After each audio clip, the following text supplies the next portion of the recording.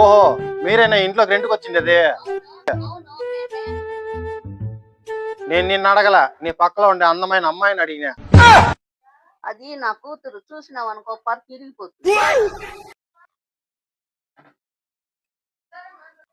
నేను చూస్తే పొరకు తిరిగిపోతుంది, మన నీ కూతురు నన్ను చూస్తే? నేను చూడొద్దని చెప్తాను. అట్లాంటి ఎదవలనంతా చూడొద్దునే. ఏంటి సార్ అది? అట్లాంటి ఎదవలనంతా చూడొద్దునే. మేమేమి ఎదవలు కాదులే అమ్మా, మా దగ్గర డబ్బులు ఉన్నాయి. ఇంతకీ ఏం పేరు? దేవమ్మ నా పేరు.